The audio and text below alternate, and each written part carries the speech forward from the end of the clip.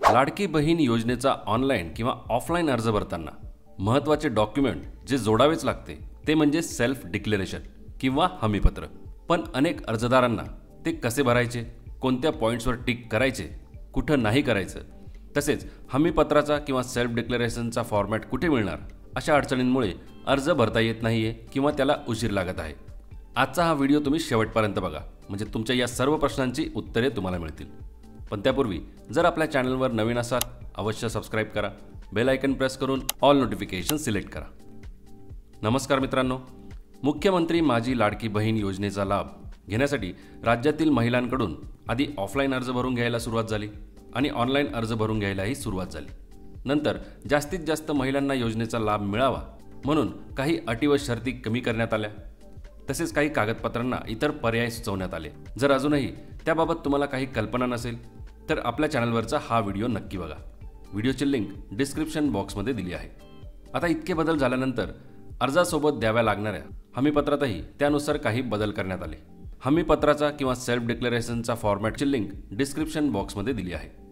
Offline आणि online दोन्ही अर्जासोबत तुम्हाला हे हमीपत्र मिळते, जे प्रिंट करून त्यावर योग्य ते पॉईंट्स टिक करून सही करून पुन्हा ऑनलाईन अर्जासोबत अपलोड करावे लागते आणि ऑफलाईन अर्जासोबत ते जोडून जमा करावे लागते. त्याचप्रमाणे जर तुम्ही ऑनलाईन अर्ज भरत असाल तर सर्व डॉक्युमेंट्स अटॅच केल्यानंतर पुन्हा एक हमीपत्राचा टिक बॉक्स तुम्हाला दिसतो. त्यावर क्लिक केले तिथेही हीच सर्व माहिती दिलेली असते आणि ती आपल्याला ऑनलाईन ॲक्सेप्ट करायची असते, म्हणजे स्वीकारायची असते. या हमीपत्राचा थोडक्यात अर्थ सांगायचा तर अर्जदार हे पॉईंट्स वाचून त्याच्या वैयक्तिक माहितीनुसार ज्या ज्या ठिकाणी टिक करेल त्यानुसार योजनेचा लाभ मिळवण्यासाठी अर्जदार महिला पात्र आहे किंवा नाही ते स्पष्ट होते. तसेच अर्ज भरून जमा झाल्यानंतर ज्यावेळी DBT प्रणाली ॲक्टिवेट करण्यासाठी आधार ऑथेंटिकेशन केले जाईल किंवा eKYC केली जाईल, त्या सर्व प्रोसेसकरिता अर्जदार त्याचे आधार कार्ड OTPद्वारे व्हेरीफाय करण्याची परवानगी देत आहे आणि सहमत आहे, म्हणून अर्जदाराने या हमीपत्रावर सही करायची असते. आता एक एक करून सर्व पॉईंट्स लक्षात घ्या. मी घोषित करते की, इथे मी म्हणजे अर्जदार महिला. आपल्याला या प्रत्येक बॉक्सवर अशी खूण किंवा अशी टिक करायची आहे जर तो पॉईंट किंवा तो नियम तुम्हाला लागू होत असेल. आता योजनेची महत्त्वाची अट, अर्जदार महिलेचे एकत्रित कौटुंबिक वार्षिक उत्पन्न जे 2,50,000च्या आत असले पाहिजे. असे असेल तर हा पहिला बॉक्स टिक करा आणि उत्पन्न 2,50,000पेक्षा जास्त असेल तर हा बॉक्स टिक करू नका. आता अर्जदार महिलांकडे पिवळे किंवा केशरी रेशन कार्ड आहे त्यांनी हा बॉक्स टिक करायचा आहे आणि ज्यांच्याकडे नाही त्यांनी बॉक्स टिक करू नका, कारण त्यांना त्यांचे उत्पन्न 2,50,000च्या आत आहे हे सिद्ध करण्यासाठी एकतर उत्पन्नाचा दाखला द्यावा लागेल किंवा सेल्फ सर्टिफिकेशन म्हणजे स्वघोषणापत्र भरून द्यावे लागेल. आता हे सेल्फ सर्टिफिकेशन किंवा स्वघोषणापत्र म्हणजे काय आणि ते कसे भरायचे, कुठे मिळणार, ही सर्व माहिती तुम्हाला आपल्या चॅनलवरील या व्हिडिओमध्ये मिळेल. तुमच्यासाठी डिस्क्रिप्शन बॉक्समध्ये दिली आहे, तो नक्की बघा आणि शेअर करा. यानंतर ज्या अर्जदार महिलांच्या कुटुंबातील कोणताही सदस्य आयकरदाता असेल, म्हणजेच इन्कम टॅक्स दरवर्षी भरत असेल, त्यांनी हा बॉक्स टिक करू नका. पण असा व्यक्ती कुटुंबात नसेल तर हा बॉक्स टिक करा. तसेच अर्जदार महिला असे घोषित करत आहे की कुटुंबातील कोणतीच व्यक्ती सरकारी विभाग, उपक्रम, मंडळ, भारत सरकार किंवा राज्य सरकारच्या स्थानिक संस्थांमध्ये काम करत नाही किंवा तिथून रिटायरमेंटनंतर पेन्शन घेत नाही. थोडक्यात अर्जदार महिलेच्या घरातली कोणतीच व्यक्ती सरकारी नोकरी किंवा सरकारी पेन्शनर नाही. असे असेल तर बॉक्स टिक करा. अर्जदार महिला बाह्य यंत्रणेद्वारे सरकारसाठी काम करत असेल.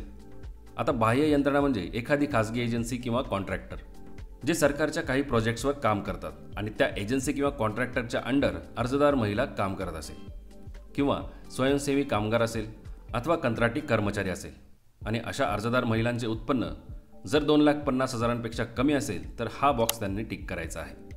लाडकी बहीण योजनेप्रमाणेच सरकारच्या इतर अनेक योजना आहेत ज्यासाठी अनेकांनी यापूर्वी अर्जही केलेला असेल, त्यातून त्यांना आर्थिक लाभही मिळत असेल, म्हणजेच पैसे मिळत असतील.